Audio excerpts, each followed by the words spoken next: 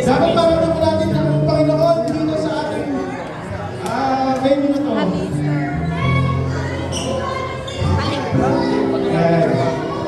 Okay tayo? Sino sa inyo ang nagpenitensya? Nasa kamay? Or maybe mga nag-fasting? Sino? Fasting, di ba? And ito yung parang kahit paulit-ulit natin sa loob or sasanyakulo, di ba? Sinakulo ko yung ating Passion of the Christ. Sino yung nakapanood na? Nasa kamay? Yan. Ayan. Parang wala tayo ng Guys, happy Easter again!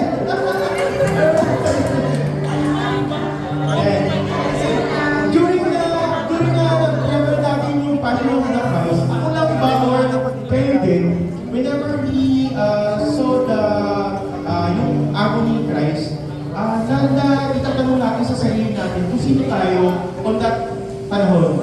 Di ba? Parang sabi ko, sino ba? Maybe one of I am Poncio Pilato, or siguro sa inyo, Mother Mary, or sometimes, or most of the times, we think that we are the one who mocked Jesus Christ on that cross. Di ba? Kasi syempre, di ba, hindi natin kilala si Cristo that time, pero syempre, di naman tayo magtitiwala sa kanya agad. Pero yun nga, naisip ko ba yun? Or ako lang, nakakaisip ng gano'n. And but guess what, brothers and sisters, kahit sa lahat na ngayon, hindi na importante ngayon. Hindi na importante kung sino tayo or ano man tayo. Can you ask me why? Kasi God made His promise to give His Son and save us from our sins. Tama ba? Amen? Amen. So today, we're going to celebrate life. But this life is not an ordinary life. The life of forgiveness, the life of hope, and the life of unconditional love. And let us celebrate now as we declare our Lord Jesus Christ is our Lord today. In the name of the Father, and of the Son, and of the Holy Spirit. Amen. Let's sing.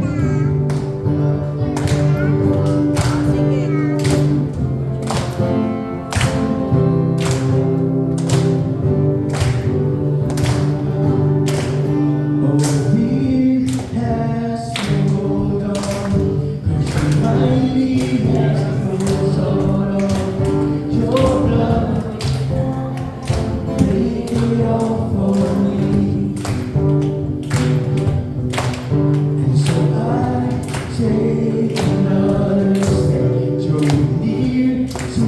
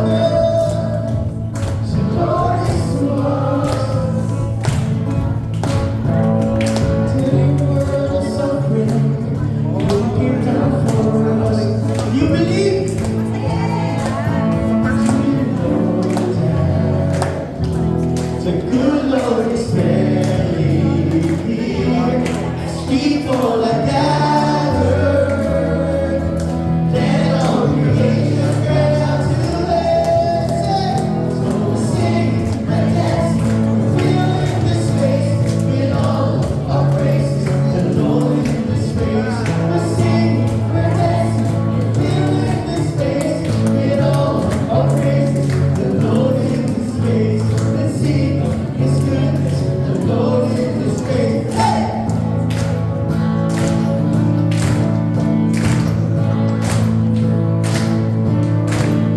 Have you seen how well the Lord is to us?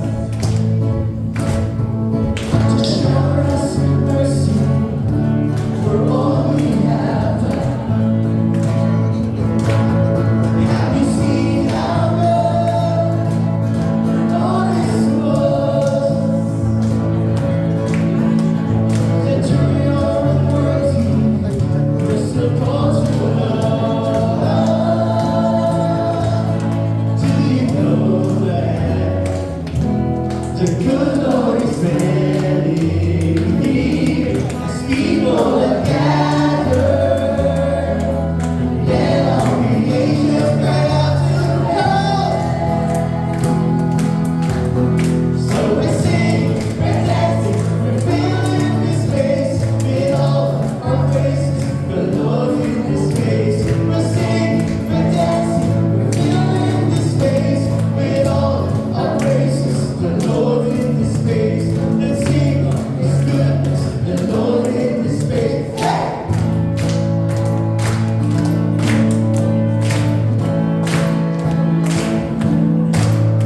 Have you seen how good? Have you seen how good? Have you seen how good the Lord is to us? Sabay ko, okay.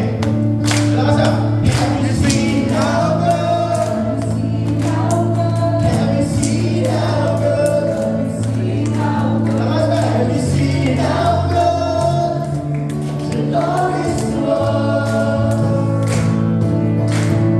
Have you seen how good? Have you seen how good? Have you seen how good? Have you seen how good the Lord is to us? Malakas pa! Para sa ating Lord. Have you seen how good? Have you seen how good? Have you seen how good? Have you seen how good? Have you seen how good the Lord is to us? Do you know that? You believe? Yes. The Lord is ready here as people are gathered. Let all creation cry out to Him. So we're singing, we're dancing, we're filling this space with all our praises. The Lord in this space. We're singing, we're dancing, we're filling this space with all our praises. The Lord in this space. Let's sing His goodness. The Lord in this space. Hey! Hey!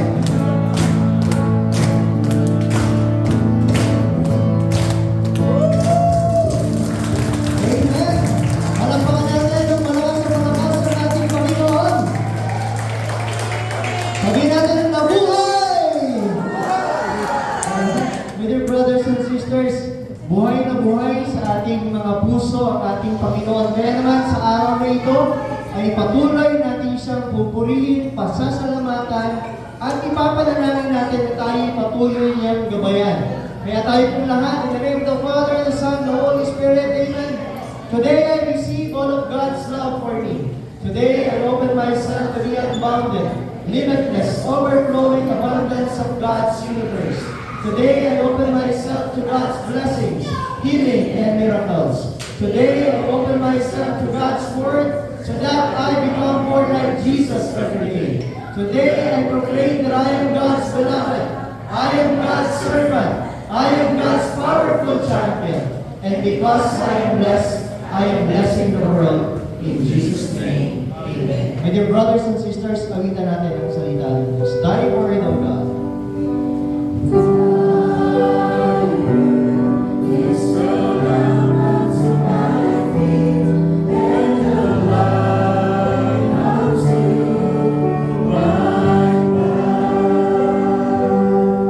Mga kapatid, marami tayong pagsasaluhan sa araw na ito. Pakisabi sa iyong, sa iyong katabi, marami tayong kakainin. Marami tayong kakainin ngayong araw na ito. Sapagkat ito ay bahagi ng ating pagdiriwang. Sapagkat ang ating Panginoon ay muli natin na makakasama. Diba? Sabi nga natin kahapon, parang napakatahimik ng buhay natin. Pero ang bahagi po kahapon ay pagninilay. Diba? Ang ating pong Kwaresma ay binahagi po natin bilang paglalakbay ng ating kaluluwa. At ang ating pong gabay ngayon, araw na ito ay mula po sa Luke chapter 19 verse 28. Blessed is the King who comes in the name of the Lord. Peace in heaven and glory in the highest. My dear brothers and sisters, pwede na po tayo paupo. Thank you po sa ating music ministry. Sabi ko nga po, marami tayong pagsasaluhan sa araw na ito. Pakisabi sa iyo katabi, handa ka na ba? So welcome po natin ang ating first sharer para sa ating Palm Sunday. Ito po ay paglalakbay natin mula sa Palm Sunday hanggang sa Easter Sunday po natin. Welcome po natin with the love of the Lord, Brother Nance Punsalan.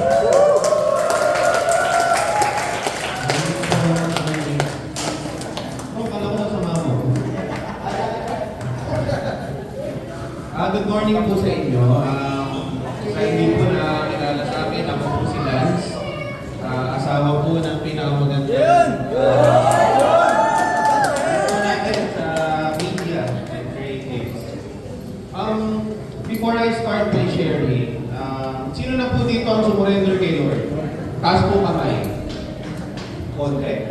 Hindi po lahat. Hindi. Kasi ang ano po natin dito is surrender. So, paano po ba natin nasasabi na sumurrender na tayo kay Lord?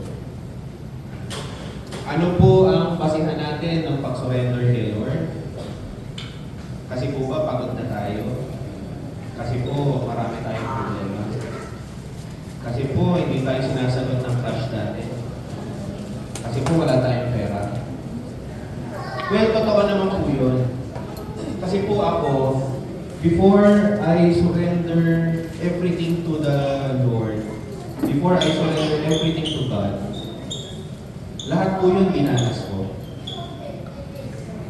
And napakahirap po na maranasan lahat ng yun without God in your life. Di po namin kinaya ang mag-asawa na napagdaanan lahat ng yun. Kasi wala kaming God, wala akong God before. But then, I realized at pinaramdam sa akin ni Lord na may kasama ako. Hindi po madali ang acceptance din.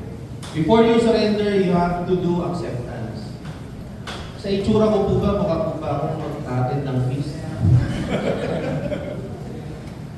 Di ba po yun eh? Meron po tayong pride. Meron tayong mga pinangahawakan sa araw natin.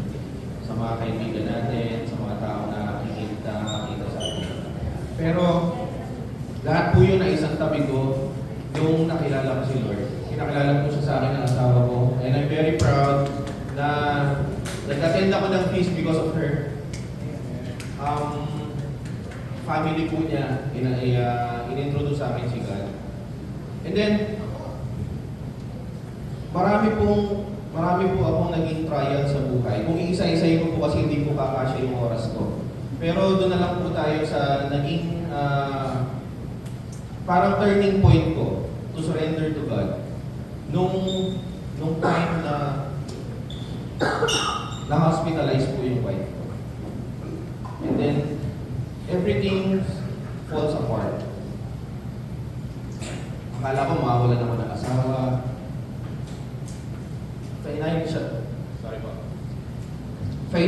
Initially, nag-struggle kami.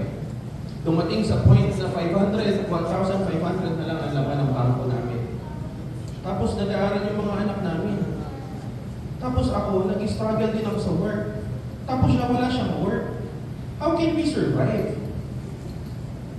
And then, all of a sudden, parang umikit ako. Sabi ko, Lord, bakit mo naman ginagawa sa akin to? Bakit kailangan ko maranasan lahat ng to? Eh, from the beginning na bata ako, naranasan ko na lahat eh. Tapos hanggang ngayon na meron na akong pamilya, kailangan ko pa maranasan to. Eh, ginagawa ko naman lahat. But then, pagpikit kong gano'n, parang merong isang liwanag, maliit lang, unti-unti siyang lumalaki. Nasabi niya, lumapit ka lang sa akin. Lumapit ka lang sa akin, hindi ka na mahihirapan.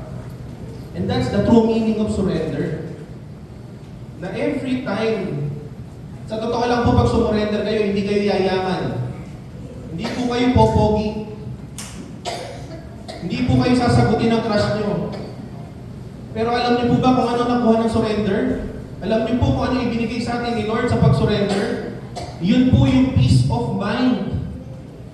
Na every time na makakaramdam tayo ng bigat, na makakaramdam tayo ng paghihirap, hindi na tayo, isang pikit lang, Lord, please help me. Isang pikit lang. At maiis na po lahat ng paghihirap natin. That's the true meaning of surrender. Yun po ay binigay sa atin ni Lord. Ngayon po, every time na magkakaroon ako ng problema ka lang. Kasama ko si Lord. Every time na pipikit ako, sa totoo lang po, gigising ako ng umaga, may problema na ako. Matutulog ako, may problema ako. Hindi po ako nawawala ng problema. Pero every time nagigising ako, pagpikit ko, short prayer, Lord, please help me through this day na malagpasan ko po ito. Na magampanan ko po kung ano yung tungkulin na binibigay niyo sa amin. And then, okay na. Peace of mind. So that's how I surrender my faith, my soul, my body, my family, my heart, my mind to God. So I hope everyone, ganun din po ang mangyari sa inyo. I know hindi madaling mag-surrender kasi meron tayong pride. And that's the reality. Napakasakit na marinig po na bawat isa sa atin may pride. And that's the reason bakit hindi tayo nakakapag-surrender agad kay Lord.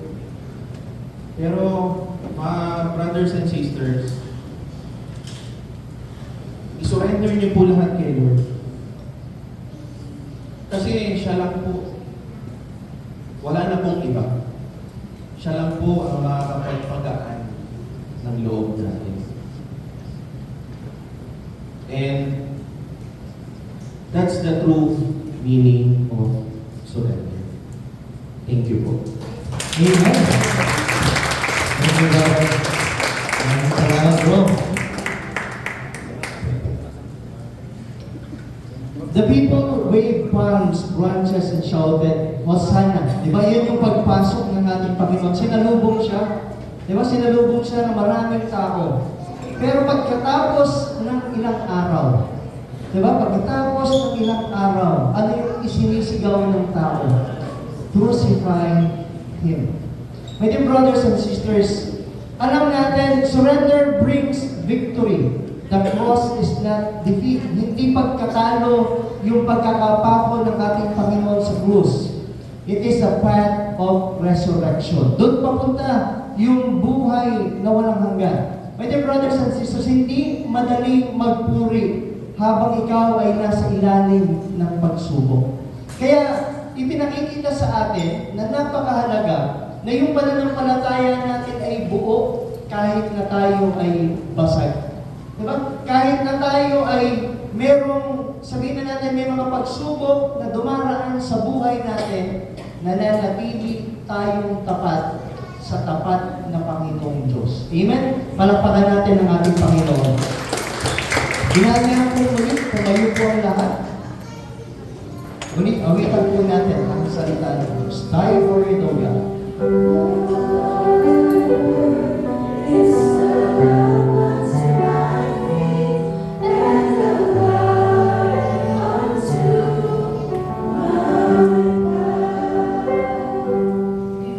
Ang pangalawang gabay po natin sa araw na ito, mula sa John chapter 13 verse 1. If I, your Lord and teacher, have washed your feet, you also owe to wash one another's feet. My dear brothers and sisters, pwede na po tayo maupo. Monday, Thursday. Ito daw po yung mandate. Nagbaba ng utos ang ating Panginoon. At napakahalaga po na ang mga utos na ito ay ating pong nagiging gabay sa bawat araw ng ating buhay. At sa pagkakataon po ito, welcome po natin sa pagmamahal ng ating Panginoon, ng ating sharer, Brother Baron Amra.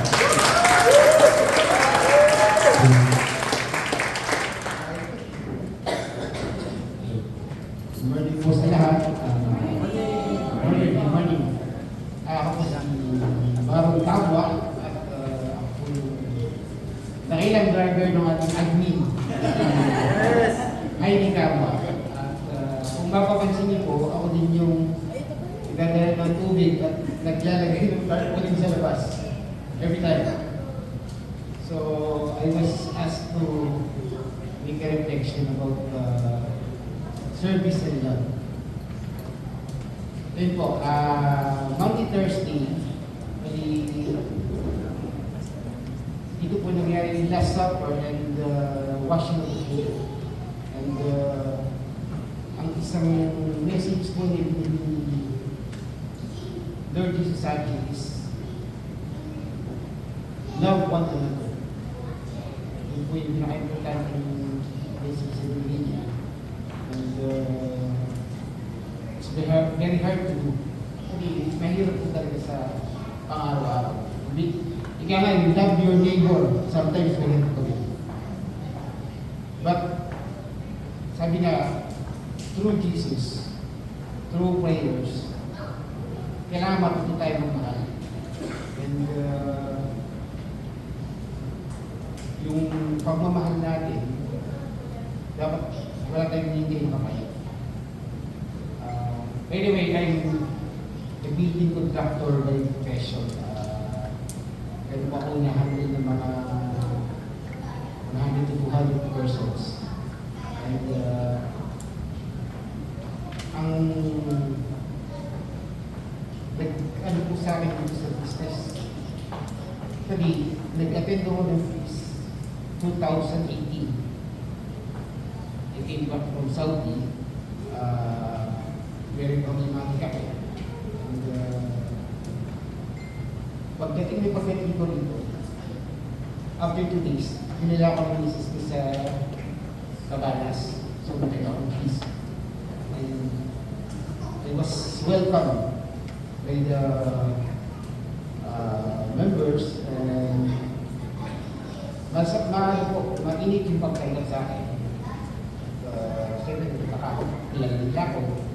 Yung pala, kahit kung nasa Saudi pa, talagang pinag-train nila ako sa partner position.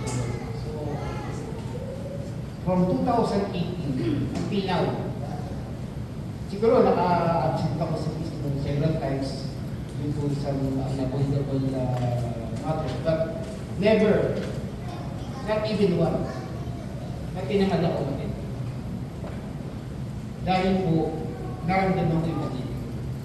Lord, talaga po, I mean, nung umaten po ako, mag-holy routine siya eh. Ang term is forgiven. Ang ano, nakikita mo sa script forgiven. Noon pong dumating ako ng Pilipinas, sobrang galing ko, at sabi ko sa sarili ko, pupunta ako ng Manila, kahit sinong Saudi, ang makita ko, papapatay ko na. Sobrang galing ko sa, actually, malaki yung problema ko sa Saudi. Nung naka-attend ako, through reflections and teachings, natuto ako magpatawad. Talagang nararamdaman ko at tinaw, the Lord works. Maaaring magiging mo mabilis, yung transformation mo hindi mo mabilis. Tinaw, may mga challenges talaga. And, pero true love and service,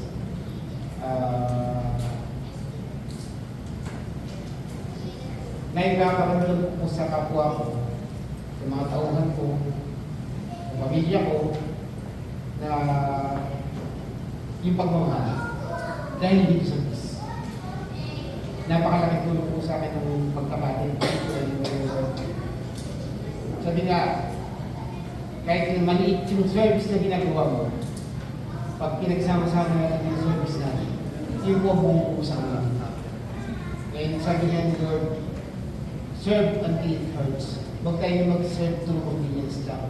Kung ano lang yung mag-ano sa'yo, bibigay mo, kung ano yung kung kailan pa pwede sa mga maggagalaw. Dapat po, mag-serve tayo hanggang sa may maramdaman tayo hirap. Dahil yun ang totoong minimum service. And sabi nga po Lord, ang huling message niya is love one another. Kailangan ng humility na importante sa atin. Yung service and sacrifices. Very important. Yun lang.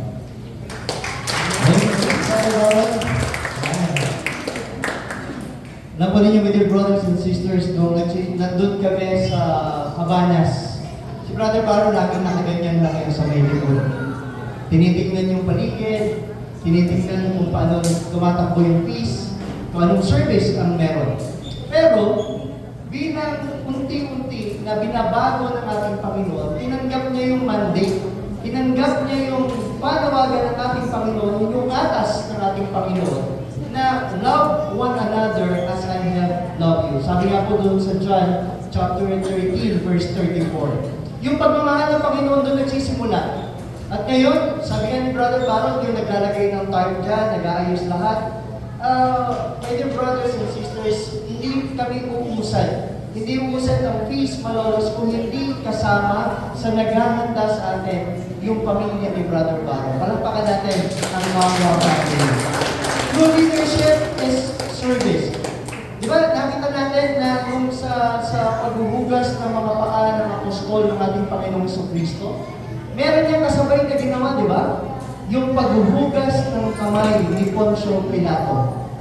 Yung dalawang pinuno, yung dalawang leader, yung isang leader ng pamahalaan at isang leader ng simbahan, ipinakita ng ating Panginoong Kristo na dapat nandun yung kababaan ng loob sa pagpili ng isang pinuno. Karamihan sa atin, di ba? Alam natin ngayon ang nangyayari sa bansang Pilipinas. Napakaraming Poncio Pilatong naguhugas ng kamay na itinatanggi ang mga nagawa ng pagkakasala sa likod ng mga flood control projects, sa likod ng mga korupsyon sa Pilipinas sa pamahalaan. Hugas kamay ang mga pinuno ng ating pamahalaan. Pero, sa pagkakataong ipinakikita sa atin ng ating Panginoon ang kababaan ng loob bilang isang pinuno. Nandyan sila, ang ating mga servants ng Peace Malolos, sila Brother Baron, sila Sister Day, at ang lahat ng mga servants na nandito. Ibinibigay nila ang kababaan ng loob upang mag-serve dito. Sabi nga ni Brother Baron kanina, di ba? Ang dami ng tapuhan, pwede naman 50 na lang pumunta dito. Tapos ilagay nyo lahat, iayos nyo lahat, pero hindi. Si Brother Baron pa rin ang mag-aayos ng tarpaulin dyan sa labas, ng setup natin dito, pagdadala ng tubig, at lahat ng mga kailangan natin dito sa Peace Malolos. Palagpakan natin ang ating Panginoon. Muli, inaayos po tumayong lahat at awitan natin ang salita ng Diyos. Thy word, O God. My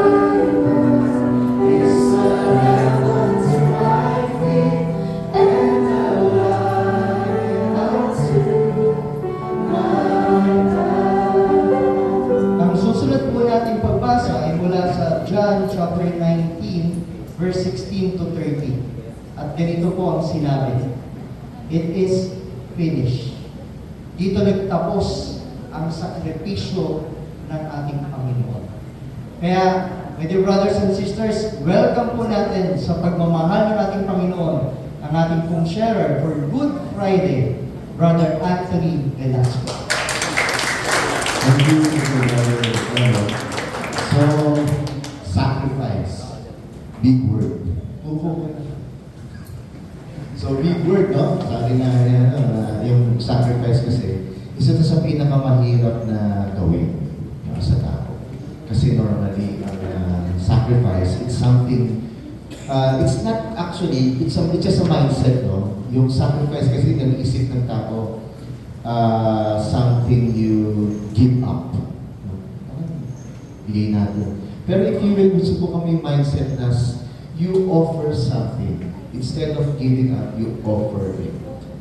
Yung gano'n na sacrifice. No? Kasi alam natin, naniniwala ba kayo, God is a generous God. Amen? Amen. Totoo yan. Sabi kasi, di ba, lahat naman binigay na ng Lord sa atin. Pero tayo, ano ba pwede natin bigay kay Lord? No? Siyempre, we can sacrifice something na time. Sabi ko nga meron kami bakasyon, Hazel kasi hanggang Sunday supposed education namin. Tapos sabi ni Brother Delbert, next na, "Bro, bakit ganun?" Sabi ko, nakabook na. Sabi ko, "Mami, anong gagawin natin?" Sabi ko, sabi namin, we decided na, sige, i-cut short natin. Bayad na, i-cut short natin. Bukas kapong uwi kami. Nakumig ko yung bahay, na.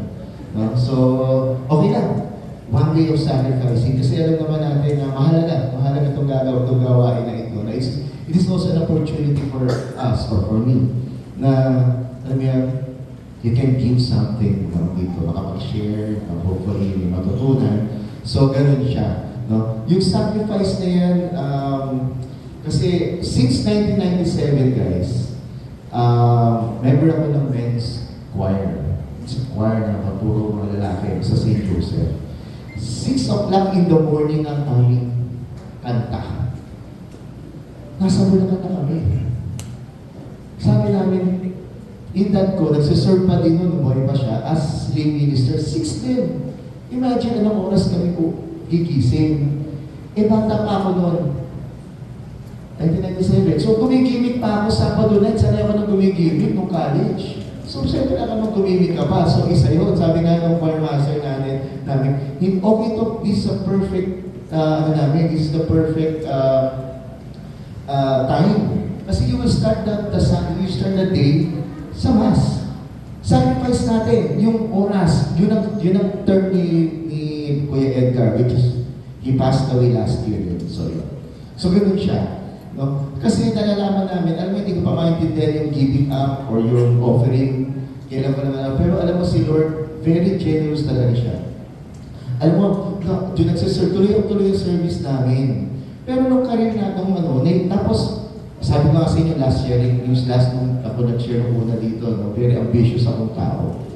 Pero nung mga early 2000, nahihiya akong umatin sa mga reunion namin sa college, sa Vega.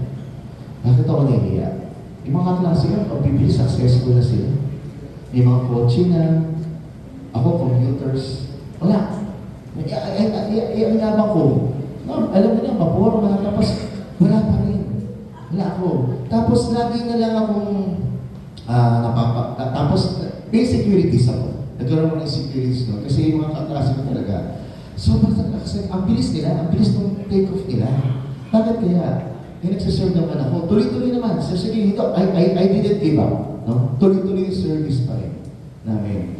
Naming family. Alam niyo sila, gumigising kami dyan, aga-aga namin, no?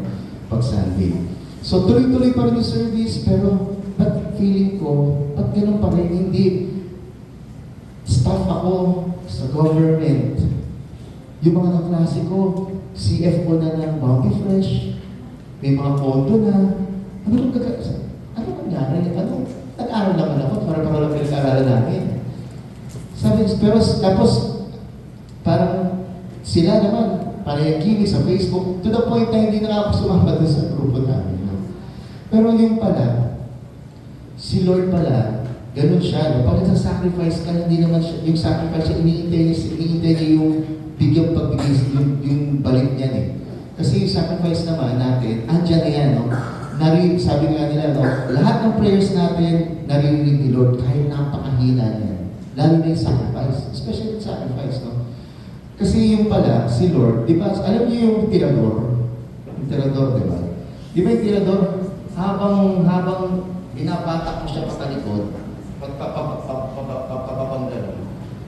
Di ba? Pag binatak mo kasi ng konti lang, pag binitawan mo, ano mangyayari sa bato? Di ba? Ano lang siya? Malapit lang. Di ba? Yung naman, meron yung means binabatak mo siya, pag binitawan mo, mas malayo mararating, right? Yan. Kasi doon ko nakita na yung parang tirador, no? Ganun pala si Lord, no? Yung mga nag-serve sa kanya, sabi nga ni Brother Baron, yung mga nag-surrender, no? Sabi nga ni Brother, hindi nagsasacrifice tayo. Ganun pala, wala lang, hindi na tayo dapat mag-give up, no? Kasi si Lord, kung nag-give up siya doon sa hirap niya doon sa cross, hindi tapos na, hindi tayo naligtas. Ang sakit kaya nun, no? Ako na pa rin yung Passion of the Christ, isang beses ko na pinanood yun, eh. Hindi ko kaya panoorin ko rin. Pero hindi nawawala sa isip ko.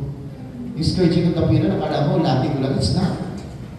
Hindi mga, pag bawat ang pasto, may lamang na pinukuha, ganun kasakit kayo, morbid ka tuloy ako, hindi ko kaya, naglalambot yung ano ko, kamay ko doon. Pero ganito, no, nung pala binitawan ako ni Lord, piniprepare niya pala ako, batak ng batak, serve ka na serve, pero bakit parang walang umuso, lalo kung nahihirapan, walang ubusan pa nga ng panggatas dati kay Trish. Kay Andy ba yun, Mami? No?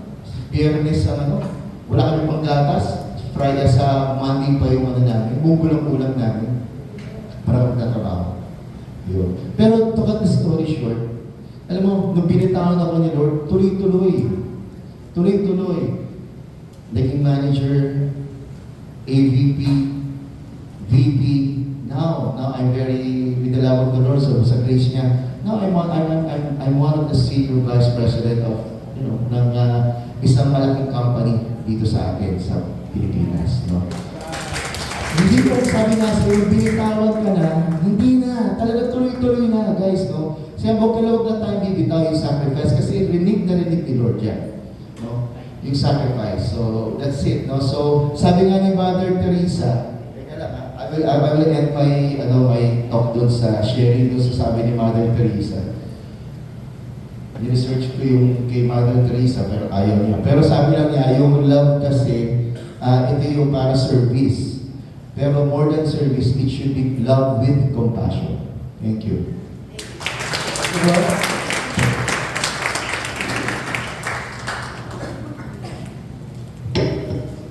Sabihan ni Brother Anthony, di ba? Pwede naman kuminto si Lord, di ba? Pwede naman sabihin, teka, huwag mo kong hampasin. Tapos na. Doon na magtapos. Dahil pwede naman niya sabihin, di ba? Makapangyarihan naman siya, pero hindi. Itinuloy-tuloy pa rin niya. Pwede naman niya sabihin niya, mga anghel, tulungan niyo ako dito, kuhanin niyo na ako kasi ang sakit ng mga hampas nila. Pero hindi pa rin po niya ginawa. Di ba pwede naman sabihin na, teka, aalis na ako dito. Diyan na kayo. Diba, hindi pa rin ginawa ng ating Panginoon. Nag-stay pa rin siya. Kahit na siya ay na-betrayed, na-denied, na-mocked, at ipinako sa ating sa krus. Kaya yung sacrifice is choosing love even when it costs everything. Mga kapatid, napakahalaga sa atin at pinapaalala yung sakripisyo. Kasi hindi instant ang buhay. Hindi dahil sa nagsakripisyo ka ngayon, mamayang tanghali, okay na lahat. Hindi. Kailangan meron pa rin proseso tayong daraanan. Kaya napakahalaga yung paalala sa atin ni Brother Anthony na tuloy-tuloy lang. Habang tayo nagsasakripisyo, tayo lumalakas. Habang tayo nagsasakripisyo, tayo hinahanda. Habang tayo nagsasakripisyo, may mga tinatanggal sa atin. Habang tayo nagsasakripisyo, meron tayong mga bagay na kailangang talikuran. Para kapag tayo ay binitawan na ng ating Panginoon, lahat yun ay maayos na sapagkat tayo ay sumunod sa kanyang kalooban. So my dear brothers and sisters, pwede po, isa pa, tayo po muli tayo upang awitan po muli natin ang salita ng Diyos. Tayo word of God. Thy word is a lamp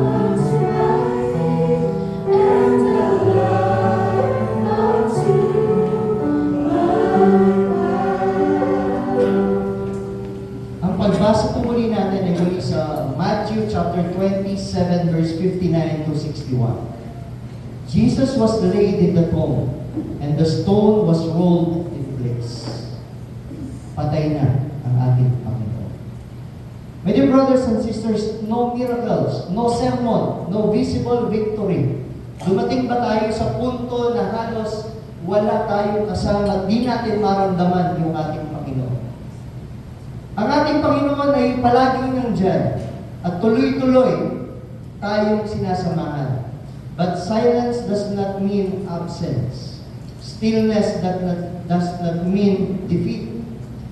My dear brothers and sisters, ang susunod po nating share, palakpakan po natin with the love of the Lord ang ating mga sarili. Tingnan niya po ninyo yung mga katabi. Pwede na po tayong maupo.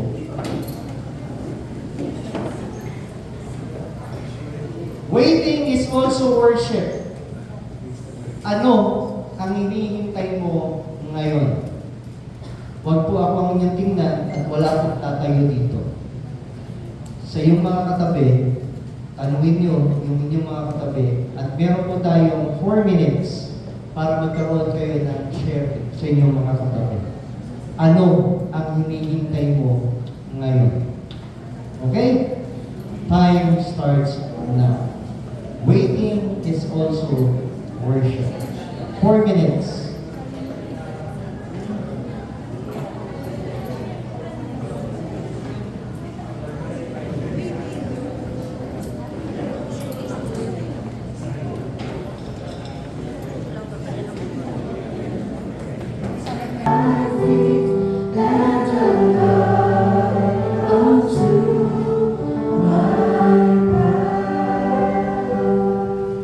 Sa likod po ng ating paghihintay, sa lahat ng ating mga panalangin, alam natin na kasama natin palagi ang ating Panginoon. Tayo ay Kanyang hinihanda. At mula po sa John chapter 20 verse 1 to 18, ito po ang buod ng mensahe ng ating Panginoon. Ang sabi ay, He is not there. He is not here. He has risen.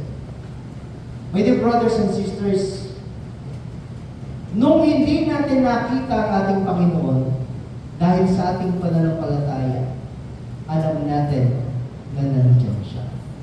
Welcome po natin with the love of the Lord ang ating pong susunod na sharer, Sis Maymay Obiaco.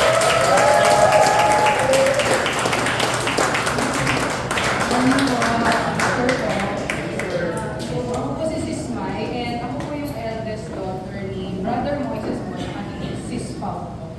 And last Sunday po, nabigyan po ako ni Brother Elmer ng reflection po about victory and love. Saktong-sakto po today kasi Easter Sunday po.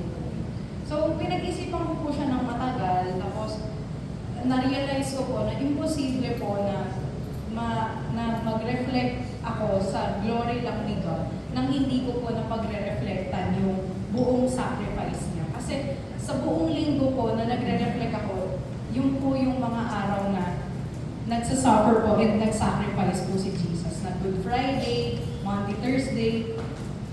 Tapos na-realize ko po na today po, I proudly stand in front of you all po na nasa tabi ko po si Jesus, na guided po ako ng Holy Spirit, na isa po ako sa testimony ni Lord na merong new life after the suffering and sacrifice. So, ayun po, i-share ko lang po na nung 15 po ako, nag-struggle po ako with borderline immorality po. So, nung po phase ko po na yun, sobrang hirap po akong i-manage na anak. So, bago po ako naging masunurin, sobrang lahat po tinatago ko, natititigan ko po sa mata yung mga magulang ko na nagsisinungaling po ako, na wala akong guilt sa loob ko. Kasi po hindi pa po ako guided ni Jesus dati. So, dati po, parang pag nagsinungaling po ako, para sa akin, glory ko yun. Kasi successful ako nakapagsinungaling na parang masaya po ako na nakuha ko yung gusto ko. Hanggang sa in the long run po, na-realize ko, naturo po sa akin ng nanay ko, na lahat po ng tinatago ay masama. Pag hindi mo po ma-share sa ibang tao, alam mo, masama yun. Lalo pag hindi mo ma-share kay Lord. So, ang tampunan ko, dumating din yung araw na nahuli na po ako. Tapos, noon po, hindi ko po maintindihan na ano ba yung nagawa kong mali. Kasi natago ko naman po lang maayos, tapos naplano ko naman po lahat. Pero, bakit sobrang sakit po? Na parang binigyan lang ako ng kasayahan, tapos sobrang sakit pa rin po.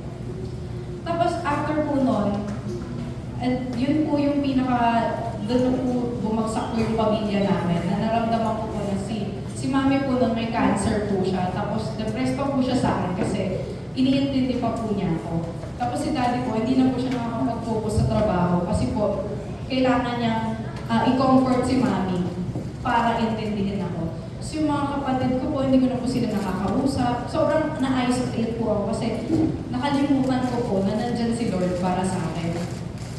Hanggang sa, yun po, na akala ko lang na wala si Lord sa tabi ko, pero all this time po, nasa tabi ko po pala siya. Kasi po, bit by bit po, si Lord po ay, si mami po pala, nagbimisa na siya, tapos nag-feast na po siya para, online po, nag-feast na po siya, kasi ang church po kami before. And si mami po, nag-feast na po siya online and nagmimisa para unti-unti po mag-gets po niya kung paano niya ako patatawarin. Tapos si daddy po pala, ano na siya, parang sa Facebook Reels po, mahilig na siyang manood kila Brother Bende ng Feast Manila.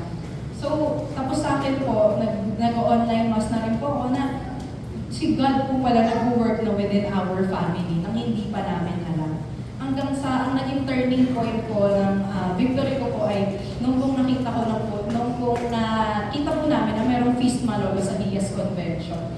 Tapos inaya ko po sila mami na hindi pa rin po kami ganun ka nakakabalik sa dati, pero inaya ko po sila mag-feast, tapos sumama naman po sila. So nung po umatenda po kami ng feast, nung po kami nabigyan ng new life na nabigyan po kami ng opportunity to serve na si Jesus po, hindi po siya yung nasa dulo ng kadiliman. Hindi kailangan perfecto po kami pagka humarap kami kay Jesus. Na nasa tabi ko pala siya, na siya pala dapat yung ilaw at kompas ko para makalabas po dun sa tunnel. So, nung kung ngayon po, nagsaserve na po kami, tapos yung lahat po ng ginagawa namin ay for the glory of God na po. Imbis po sa glory sa sarili namin. Na ngayon po, medyo minsan po nag-aaway-away pa rin po kami. Pero ang pinagkaiba po, ngayon po, mas pinipili na namin na maging mabuti kaysa maging tama. Mas pinipili na po namin na ibaba yung pride namin, mag-sorry po, kasi alam mo naman na may nagawa kang mali. So, yan po. So, for me po, yung victory po, kailangan pong pagdaanan mo yung sacrifice para mas madama mo yung victory. Kasi meron pa ako nabasa sa libro po ni Brother Bo po, na the best healers are wounded healers. Na kasi po, kaya sila ang best healers kasi nadadama nila yung sakit ng ibang wounded. Na alam mo kung ano yung pinagdadaanan nila, kaya mas matutulungan mo po sila. So ngayon po, yung glory ko po ay mas nadadama ko po kasi alam ko po na si God po yung nagbigay sa akin at hindi dahil ako lang po yung kumali. Yan lang po. Amen.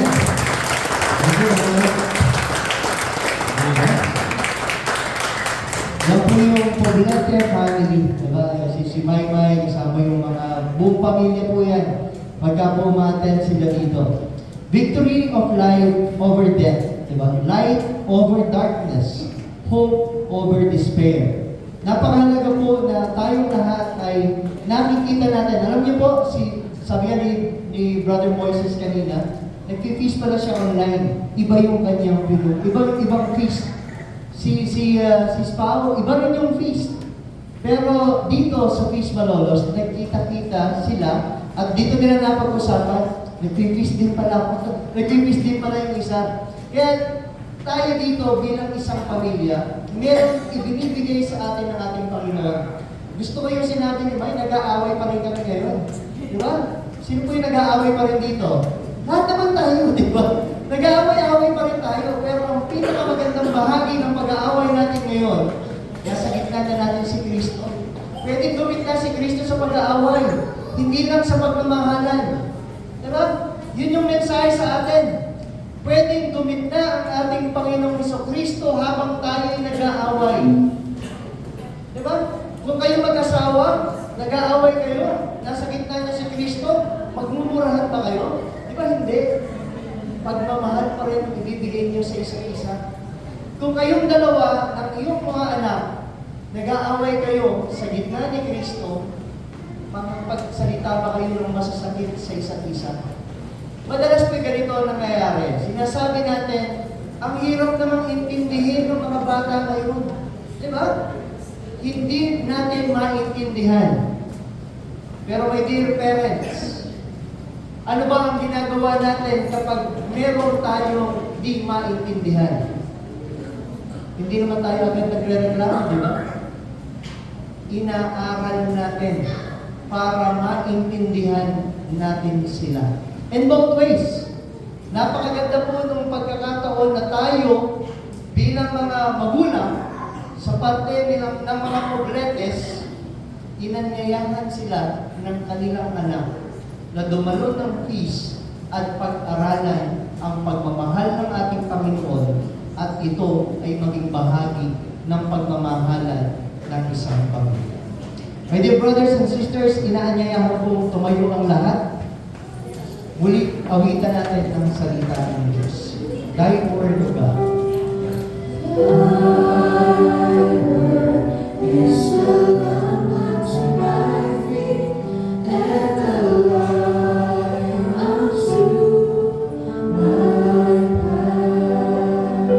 Mula po sa Revelation chapter 2 verse 10. Be faithful, and I will give you the crown of life. Ano ba yung crown of life? Ang mensahe po ito ng Revelation ay sinabi ng ating Panginoon sa isang simbahan. Yung isang iglesia ito ay dumaraan sa matinding pag-uusig at paghihirap. At ito ang sinasabi sa atin ngayon. Be faithful. Bakit sabi sa iyo katabi, be faithful. And I will give you the crown of life. Ito yung sinabi ng ating Panginoon. Ano yung crown of life? Ito yung eternal life. Diba? Ito yung pinangako sa atin ng ating Panginoon na buhay na walang hanggan. Mga kapatid, sa Christian life ay hindi laging madali. Laging merong test na dadaanan tayo. Minsan may dadaanan tayong delays doon sa mga panalangin natin. Minsan merong mga sakit o yung pain na daraanan tayo sa buhay po natin. Wala pong exempted dyan kahit na ikaw ay feaster. Pero tandaan po natin, ang trials ay may limit dahil nandyan ang ating Panginoon. Ang suffering ay may hangganan dahil nandyan ang ating Panginoon. Ang faithfulness po natin ay mayroong reward dahil nandyan ang ating Panginoon. Kung ikaw ay nasa season ngayon ng pagsubok sa buhay, huwag kang matakot, manatiling tapat, may korona kang hinihintay.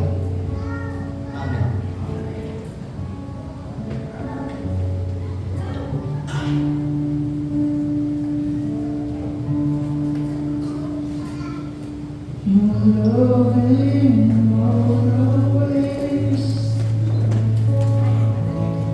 Gracious to all my days, faithful in all you say, Jesus, you never fail.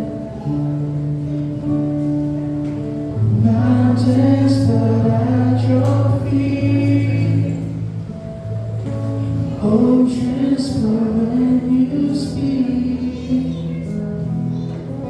Beauties was when you breathe. Jesus, you never fail. I believe in your word. I believe in your promise. I believe you will be. Your plans that I can't yet see. You're stronger than any storm, sovereign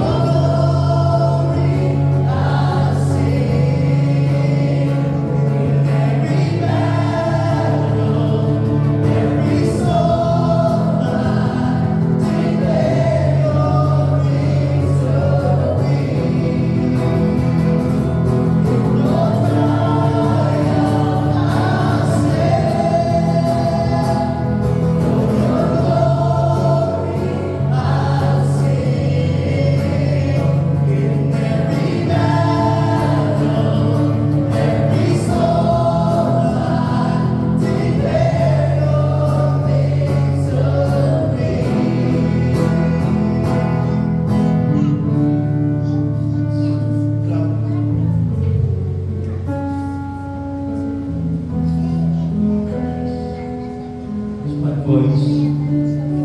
Glorify our God. Glory be to the Father, the Son, and the Holy Spirit, as it was in the beginning, now and forever. Glory to God.